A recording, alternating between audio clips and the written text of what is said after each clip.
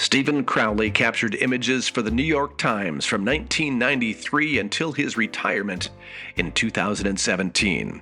He was twice awarded the Pulitzer Prize and named Photographer of the Year by the White House News Photographers Association.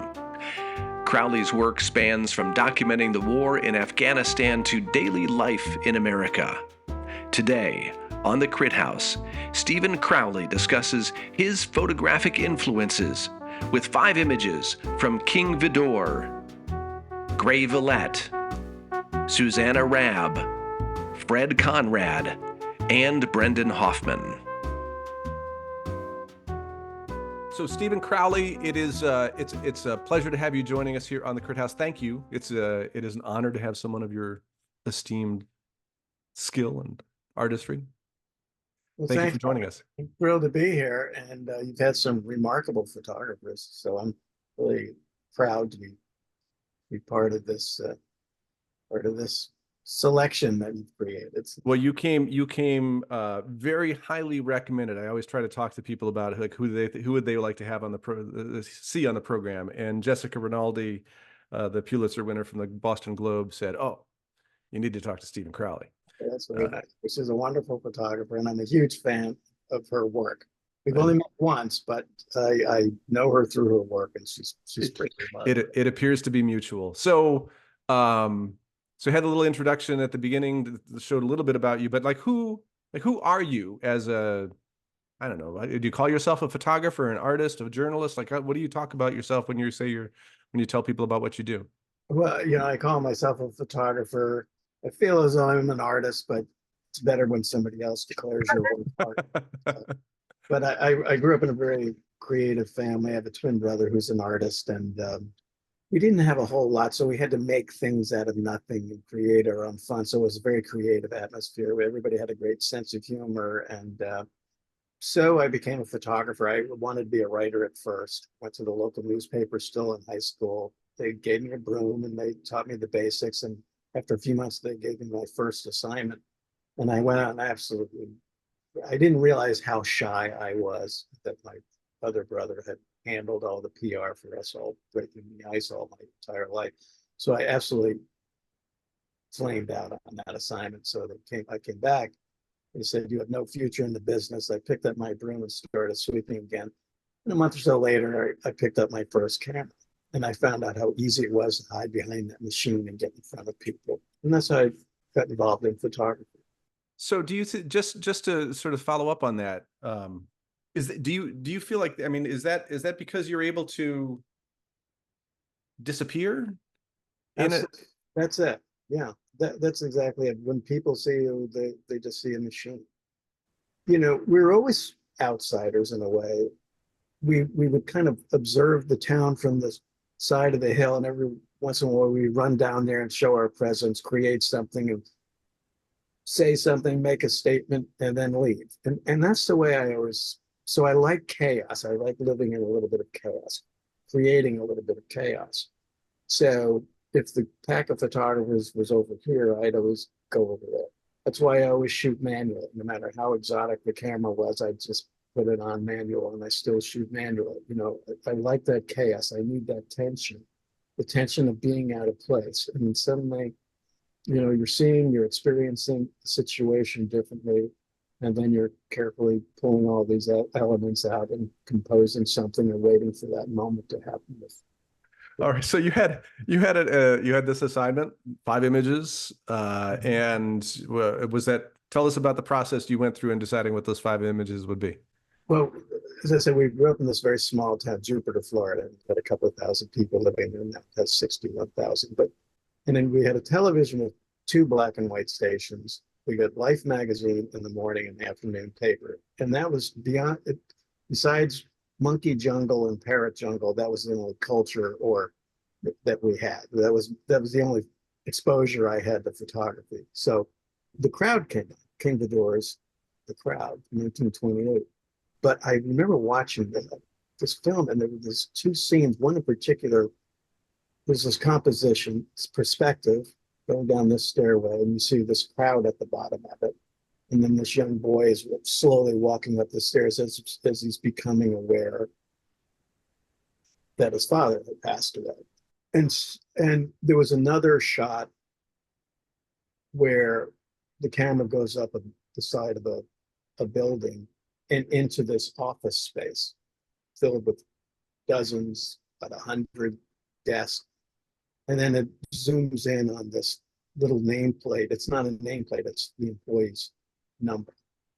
And that really stuck, those two scenes. You create a composition and you wait for the moment to happen within that composition. And I think I've tried to do that my entire career. And I love black and white, and I love cinema.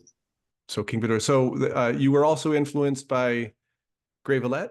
Villet. Around the same time, I was in 1962. I was 9 years old in Getting Life magazine, and the story about a foam rubber salesman. It's this incredible spread. This story. Now, I'm 9 years old. I'm not interested in foam rubber sales, but look at this image. It's Matisse. It's Calder. It's just this incredible composition with that moment in it. So the entire story with Villet, The Lash of Success, he zeroes in on eyes, and it's just very dramatic. It's spectacular layout, spectacular at it. Never forgot. Fast forward 30 years later, 35 years later, I'm looking for Villet. And I realized there's a little bit of his DNA in every image I've ever made. He had that big of an influence on me. So I got on the internet, not a word, couldn't find anything on Villet. And so I kept digging and digging, and I found something Villet. It was an email. And again, I'm not the type of guy to cold call people, but I called this woman, and it was Barbara Villet. She told me Gray had passed away in 2000. Turns out Barbara Villet was the reporter on this story. They met on this story. They got married. They had a child. They worked on it was Barbara's idea, this story. Wow. Gray was able to make these pictures because Gray was tall, quiet, silent. He was slow, deliberate, and invisible, which is, I dug into all his work, and we did a piece on Lens in the New York Times about it. Barbara and I are still friends. She's 93 years old. She lives in upstate New York, the same house. He's buried on the property. So they did the loving story. That was the miscegenation case. So Gray went out there, made these images, and a documentary film photographer, seeing the piece I produced in Lens, and she contacted me and said, "Oh my God, can you put me in touch with Barbara Villet?"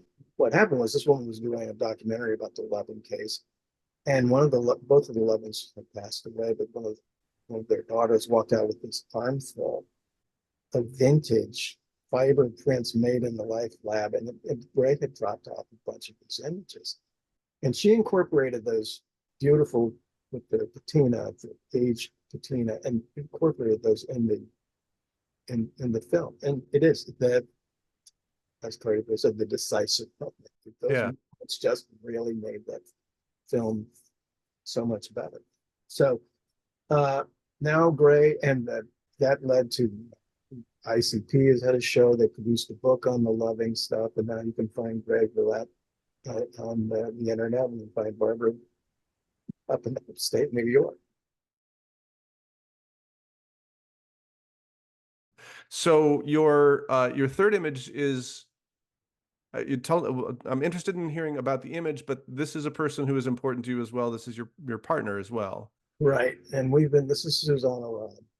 And we actually worked together briefly. We were competitors. She worked at a competing newspaper in Washington, D.C. And we met at a hearing. And then she worked at the New York Times. And then she went off to work on long form documentary. She's the slow, quiet, deliberate type. She's an outsider, and she understands people better than most. She doesn't exploit the people she photographs. She's highly intelligent, and she's just produced some remarkable pieces. We're just different enough in photography that we can be fans of each other's work. And I learned just from watching her, and it is presumptuous to say she's learned anything from me except how to bake bread. But She's a remarkable photographer. But again, it's, again, I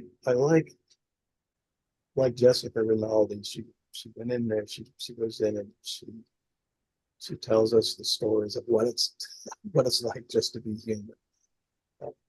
Well, I hear in all of the discussion of that you have an appreciation for the sensitivity to the subject, which I appreciate, and clearly you have an appreciation for her at a number of different levels. And I only say that just to transition into this Fred Conrad. This is the image that you've chosen to show, and I was not familiar with this, and after you sent it, I spent some time with it and have just moved by it. But tell us a little bit about this, Stephen. But Fred loves gear, classic lighting schemes. He's gregarious, slightly eccentric. He's generous, doesn't have a bad thing to say about anybody. And she did a lot of celebrity portraits for New York Times. He's just a master at lighting equipment. He'll use whatever camera format that best tells the story. This particular village had been, Serbian military had burned through gasoline.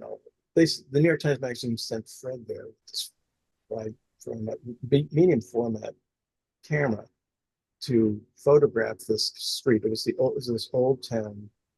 It was the old town section of Jacobico. So Fred stood on the roof of one of these buildings for 2 days. He watched photographers come in, get out, make some pictures, and then leave. He stayed there for 2 days. And he waited as people came back to their village. They'd walk up to this guy standing on the roof and they'd talk to him. And they'd tell them about a shop and home and looking for so-and-so was killed. So he collected names and stories for those 2 days standing there. It's just a remarkable effort. That was still a pretty dangerous situation. And there was Fred, that's Fred. And meanwhile, I was sick as a dog. He came in and he left me with medicine and food, and then went back to the States with his He's just a remarkable guy. I love him to death. To not only win an extra minute or two with the celebrities, but he can, embrace an entire village that's suffered such catastrophe. Yeah, it's amazing. Thank you for introducing me to this image, but also telling us a little bit more about Fred.